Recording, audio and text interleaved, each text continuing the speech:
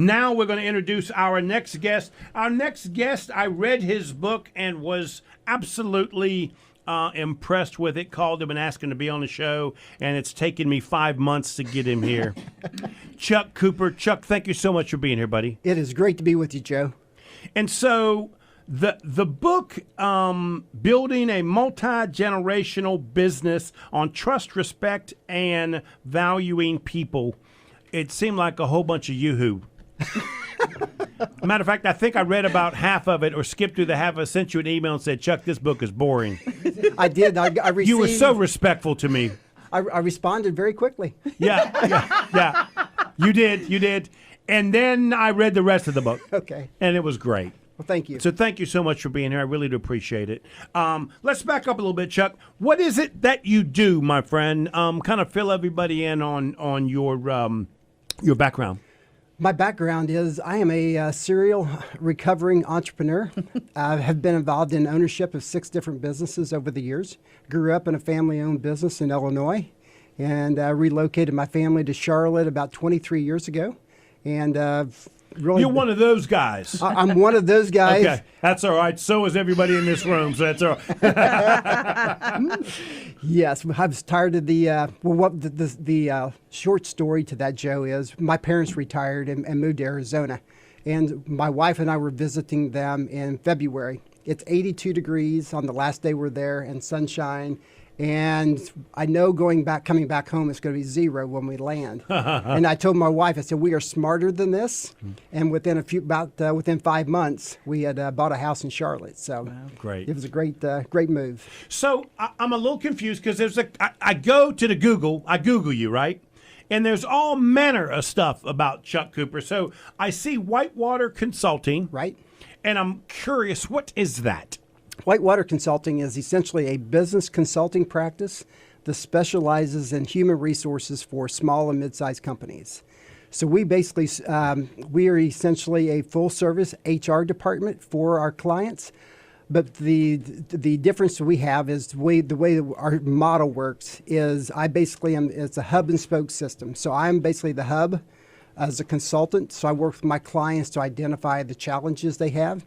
And then I use my amazing network of subject matter experts to be the solution providers to this. So instead of me going straight to Carolyn and not knowing if her expertise fits for my business, I can come to you and you'll say, yes, Joe, she can help you with 1, 2, and 3. Correct. And we look at different models. So you can build an HR team internally if you choose to. You can hire and do kind of an outsource or a fractional role. Or in today's world, you can also do the PEO and outsource your entire HR department.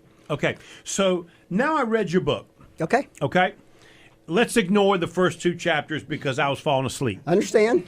What you did, though, in the first 2 chapters is remind me how smart you are. Okay? So I'm going to give you credit because I'm easy to be bored. You understand? Understand. But there is a chapter in here that was really impressive, and I think I told you this, where you talk about the different generations, and you do it in a way that is so easy to read and understand. Where did you gather this information from? Because it seems as though you were able to take life experiences and put them together. And to your point, there has been a lot of life experiences where I captured that information from. But I've also talked to a lot of other HR professionals, other entrepreneurs that have had challenges in these areas. And so trying to help them understand how to best communicate and how to overcome some of the challenges they had gave me some really good insight on how to really kind of put this chapter together. And so for me, it's probably the biggest challenge small business people have. I see it and hear it all the time. They cannot connect. They do not know how to talk to each other, right? That is the greatest challenge we have, and it's our greatest challenge today, and it will continue to be our greatest challenge in the year or years ahead. Why is it maybe it was happening, but I didn't see it when I was growing up? Was my dad having a hard time talking to me? Was my grandfather having a hard time talking to my dad? I mean, is this common and now I'm just the old one and see it? I think the way the world was, the way society was, whether it be 20, 30, 40 years ago, was different. I think when you look at the way that we grew up, I mean, there was a track that we were on, and it was typically you're going to school, you're going to college, and you're going to get a job. And you basically, there was a level of formality and then maybe a level of respect where you basically went in and you worked hard and you listened and you asked questions. Today, the generations of people, the new generation, the younger generation coming in today, they are being very aggressive. They've got a totally different set of skill sets than what we ever had available to us. And you know, what is also surprising me, I've got about 4 or 5 buddies of mine, their kids are a little bit older than mine, and they're out of college. And these are men that have spent their lives building these great businesses. Mm-hmm. Their children want to have nothing to do with it. It amazes them, right? They want to hand them these businesses, and their children are not motivated by money. Exactly. They're motivated by purpose. So earlier this summer, I was able to speak at Georgetown University, and they had students there from all around the world. And that was the number one question that came up during that conference. Chuck, my purpose was make money. Absolutely. Well, yes, exactly. But to our generation, work and the work we did is our identity, and that was our purpose. Today, it's much more. It's about you're looking at how does the work I do, how does that impact not only myself and my family, but the community I live in, the environment, the society in general. So when my friends hear that, and they get it because it's staring them in the face, they can't help but say, okay, so how are you going to feed yourself? To them, right, there is this misconnect, right? and you're suggesting that they're going to do that through purpose. Absolutely. So it's almost backwards. Because first we thought we could make money, and then we're going to go ahead and give to charity, right? They want to be part of that charity and hope that it makes them some money. I think the reality, but what I want to stay away from on that, Joe, I want to stay away from painting that generation with a broad brush, because every one of us is unique. And so I can look at people in our generation as baby boomers, and we are completely different. So my strengths, I may have based on my experience and education, I may have one set of skill sets, and you may have something completely different. Same thing goes for the younger generation as well. I've heard so many times that is the entitled generation, that they don't want to work. And the reality is they are definitely willing to work, but they have to have the right reason to go to work. And so they are not focused on money. But Chuck, I still got to get my product manufactured. I still have to sell these things. Somebody wants that toothpaste. Now, you might not think that the toothpaste is a big enough purpose in your life, but somebody's got to make it because you got to brush your teeth. Absolutely. And so from the leadership perspective, we've got to be able to flip this and be able to understand how we can relate and be able to really be able to connect with their purpose and align that with our corporate and our company. So I got to make toothpaste that makes you feel good in the morning. Now you got a purpose, selling toothpaste that makes you feel good. Some of this is messaging, correct? Okay, I'm picking on you. You know that I am. Generation Z, what is that? I don't know what that is. Who is that? That is our... is that my son who's a senior in college? Or is it... Who is that? So that's basically going to be the ones that are in high school right now into early college. Okay. So I really haven't experienced much of them in my life. Well, that's tomorrow's. That's going to be tomorrow's workers, though. And the reason why I asked that is because you said something that's kind of interesting. They are most likely to not trust corporations. That is correct. That is really interesting because you're not going to go to work for a corporation you don't trust. And I wonder, as we look at, by the time they get into the workforce, what is our world of work going to look like? Because you're still going to continue to have manufacturing, but you're also going to continue to have a growth in this gig economy that we're seeing right now. Yes. So I have a question for you. Sure. As you look at these generations, are you seeing that they're going into, let's say, the Gen Zs, they want to become entrepreneurs? Where are these generations typically working? What industries?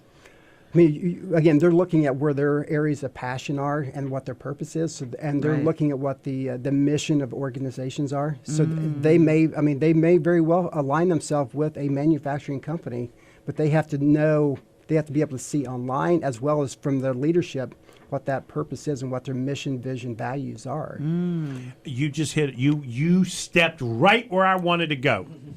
You've got a section in your book that says how to build a multi-generational friendly company culture. Now, first of all, when I read this, see, Carolyn clapped at that. I kind of snarled at it like, give me a break, right? But it's real. It is. And you say, to create a company culture in which each generation needs to meet begins with the CEO or the business owner. That's right, business owner, that's you. Yep. As it must be personal conviction of theirs to be successful. As leadership builds the culture, they also establish its mission, vision, and value. And I've never, as a small business owner, hired somebody and had them ask me that question. But tomorrow they will, won't they? They absolutely will. And if we don't have an answer for that today, we better sit down this weekend and figure it out. That's right. And please hear that, small business owners. Mission, vision, and value is what they're looking for. So when you can't hire somebody, it's because of you. It's not because the economy's bad or they're not out there or they got a check from Uncle Sam, you know, and so they got enough money they don't need to work. It's because they don't want to work with you. Am I hearing this correctly? You're exactly right. And what I've Exactly. Gotcha, Chuck. So I've got a friend of mine that's in the recruiting business, and he tells me every week, he tells me that you don't have a we can't find talent. You have a we can't hire you That's problem. right. So that's where the challenge is. And again, these younger generations are looking at business owners. They're not only looking at what's on the wall, they're looking at how are those people actually living What is out. my character? And the Google reviews too. The Googles. Yeah. The Googles. Good That's point. right. Well, and I must tell you something. This is such a major change from when I was growing up. You better work hard for him or you're not going to get a good referral. You know, now it's the exact opposite. The company is either going to get a good or bad referral. Yeah, the tides. Both of you guys are nodding, and it just frustrates the living dickens out of me that's the reality here. Sorry, business owners, we got to change a little bit. That's Yeah, really a what lot. it comes down to. Yeah. Well, because you do understand what's happened here now. Now I have to deal with the customer and the client, deal with the employee and their challenges right at the same time, right? Yes. All of this is happening at the same time, and they're pulling against each other at times. They are, and the business owner is trying to figure out which issue is the most important because Right. I have to focus on running and maintaining an operation that's going to be profitable. And it's typically the one that costs the problem that costs the most that they're dealing with.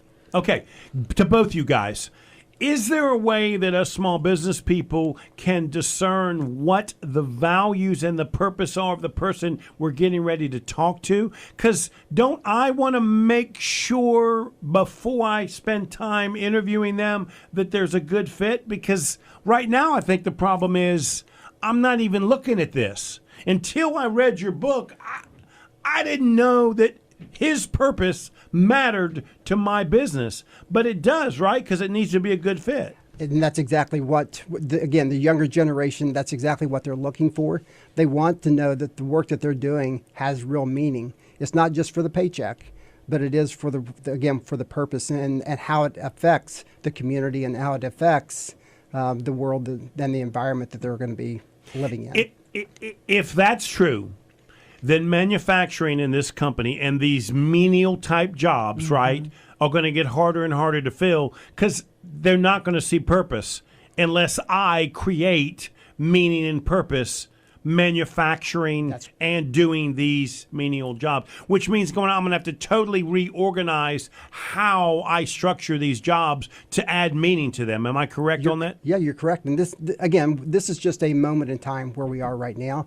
A lot of this has taken place just since the pandemic. But the reality is, when you look back over these challenges we're having with people, it started probably back in 2010, 2011. And you can see on the graph that there was continuous growth and expansion in the challenges that they were having with their employees. So, And what will be interesting is as time goes on, Robotics will fill in for these jobs that don't, that we cannot find these workers. Artificial intelligence, they're already seeing that years ahead.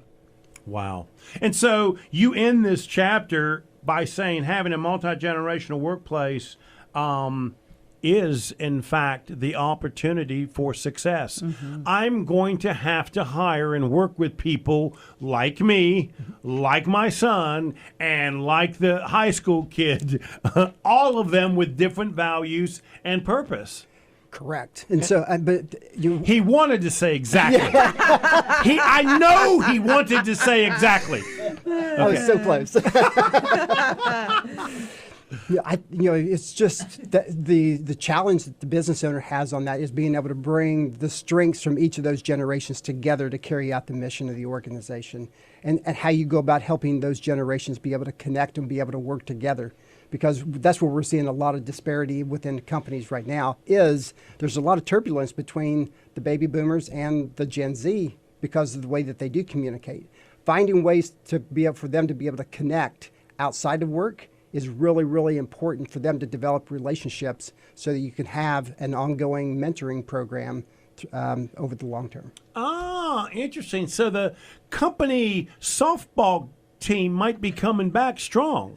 Well, it could be. Am I interpreting this correctly? She's laughing. It can't be softball. What do you want? Basketball? What do you want? What do you want? Any of them. Any of them. Climbing? If they're hanging Swimming? out together, I don't care what it is. Okay. That's But I'm great. saying this team, what I would call team building Yes. is more and more valuable. It is. Absolutely. Whether you're talking college sports, whether you're college, getting together to do wine tastings, whatever that may be, everybody's got some interest. Being able to find ways for your people to connect around that is really important. Interesting. Let's take a break. When we come back, we'll keep digging into the book. If somebody wanted to reach you, Chuck, how could they do that? The best way you can find me on LinkedIn and on all social media platforms. The other way is on our website, which is whitewaterconsulting.net or chuckcooper.info. chuckcooper.info. He has written an exceptional book. I really like the book a lot after the first two chapters. Chuck, thank you so much for coming in. We really do appreciate it. I appreciate the opportunity. And you can get that book on the website that he's talking about. Let's take a break and we'll come back. You are listening to Local Biz Now. I am Joe Vagnone. If it's Friday morning, somebody's making fun of Joe. We'll be right back.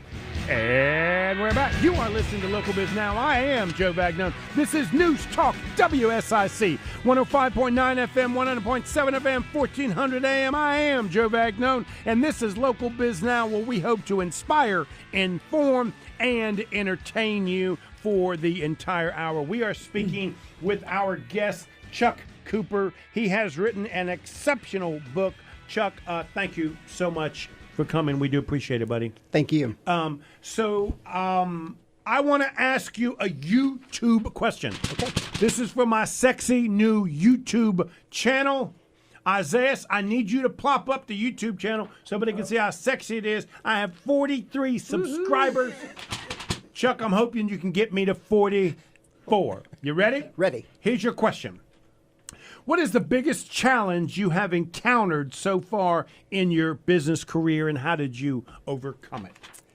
My biggest challenge I had was actually in one of the first businesses that I owned, and that is I let success, pride, and ego get in the way of decision making. Yeah, and welcome to my world. Yeah.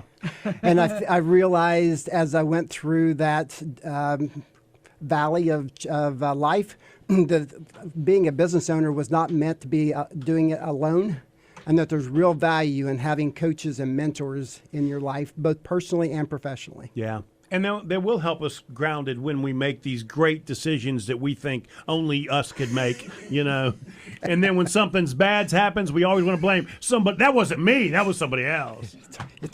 Got it. Very true. Got it, Chuck. Thank you for that. I appreciate that. So, Chuck, there's a question I want to ask. This is chapter 5 in your book, okay? And it says how to outsource.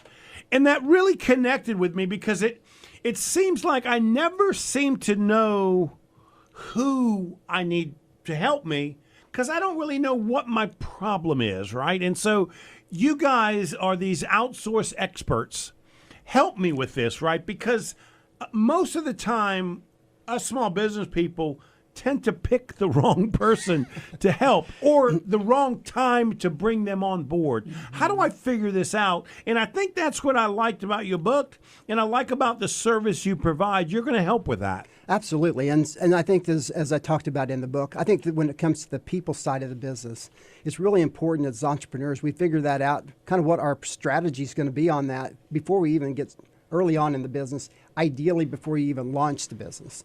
So I think, but once you're in business and you're continuing... That's a pipe dream. You know I'm not thinking about HR but when I start my business. You know that. So how many times does a business owner really think about HR? That's right. When it's in front of me. Exactly. When it's a problem. Exactly. And the reality is, why do we want to look at outsourcing? Because as a business owner, that is not where your strength and your passion is. And that's where I think you have the opportunity, when you hire your employees, you have the opportunity to carve your business into two. You want to stay focused as a business owner on growth, on managing expenses, and mitigating your liability. And let somebody else that's got HR experience and expertise actually handle the people side for you. You know, what I find interesting is most of us small business people, when we started business, we thought we were going to be okay at this. Mm-hmm. Like, I know people. Carolyn, I can read you like a book. No problem, right? I've got to have some sort of personal skills to even get in business, right? So I'm thinking I got this covered. It's not until you realize, right. I really don't have this covered. And we all find a different time that we run into that. I've seen that. One of the reasons I started the company of Whitewater Consulting was because of the fact that I've seen so many times entrepreneurs asking that question of how do I know who to bring in, when to bring them in. And so over the years, I've been really fortunate, Joe, in the fact that I've been able to build this amazing network of expertise or subject matter experts to really deliver on their services. So I think that that's one of the values that we're able to bring is the fact we've got this time-tested platform and people that we can bring to our clients. And so you don't have to worry about that. We know that we're bringing some really good people to our clients. Right. And Joe, you know, there's something really interesting here. So Chuck and I both have experience, enterprise-wide experience, owning businesses. So we've sat in all these seats, or at least spent time with executives who have. So we're able to see it in a different way. So my advice to small business owners is when they reach that point where they really need help, start asking around about business coaches or some kind of coach that has a real good understanding of how to run a business, because that's where you can start, and they may just recommend somebody else and start there. You know, for me, years ago, I had mentors, and there wasn't a lot of coaching going on back then. And for me, the best thing about this modern business environment, there are plenty of people willing to help. So you can handpick, call them a coach if you want to, but they end up being able to mentor you and help you. And Chuck, I can see you doing that for a lot of business people, because clearly, I can just tell when you read the book, you are not singly focused when you're trying to help your client. I think that's what jumped out at me. Yeah. I appreciate you saying that, Joe, because that's what my real hope was that they would be able to see that I absolutely am coming in very, very objective. I need to get to know what's going on within the business before I can even begin to start to make recommendations on what's going to be the right fit for them. You know, one of your chapters talks about compliance, and everybody thinks, oh, I got this, I can do this. And it reminds me of years ago, I hired this wonderful young woman. She was just great, right? And she only wanted to work part-time and because she could walk to work. And, I hired her about 10 cents, 20 cents more than minimum wage at the time. Never thought about her again. She worked with me for 9 years. Wow. Well, we never adjusted her pay. Oh, my. And we end up literally underpaying her under minimum wage because she just don't know. Remember, I had 175 employees. It was just more than I could manage. And how horrible I felt that I had allowed this mistake to happen, you know, in a time when and she knew that I just adored her, but this type of thing, you want to make sure doesn't fall through the cracks. And so compliance isn't just about what your government wants and needs. It really is making sure that the entire firm is complying with your interests Exactly. and your wishes, because I would have never wished that. Right, and I think that's a very, very good point. And the fact that it is about making sure your people are protected. As a leader and the owner of the company, you want to make sure that you're carrying out your mission, vision, values, and you do that through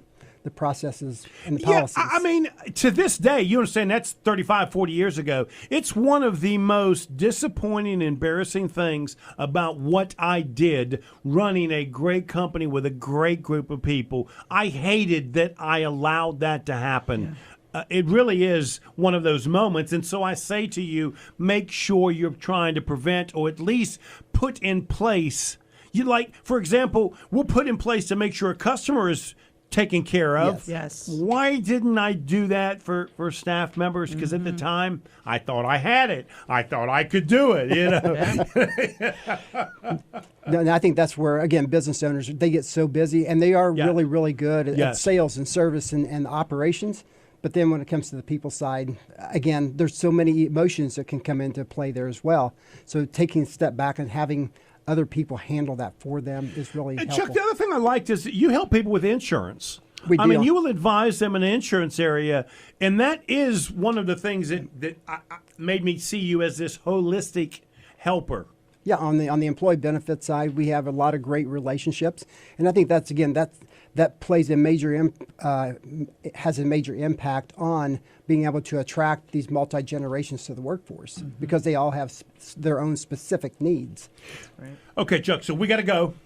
We've got a minute. I'm going to give you 1 minute to answer this question. Please pick up this book. If you're a small business owner or advise a small business owner, Chuck's book is phenomenal. It is great. Chuck, what advice would you give a small business person that is thinking about starting a small business?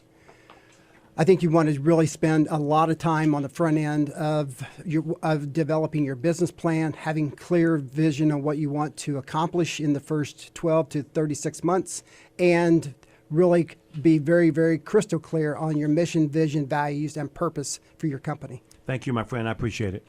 You are listening to Local Biz Now. I am Joe Vagnone. We've had a co-host, Carolyn Brand, for the entire month. She is spectacular. And we also have Chuck Cooper. Please go get his book. Chuck Cooper is the man. Woo. Whitewater Consulting. If it's Friday morning, your business matters. See you next week.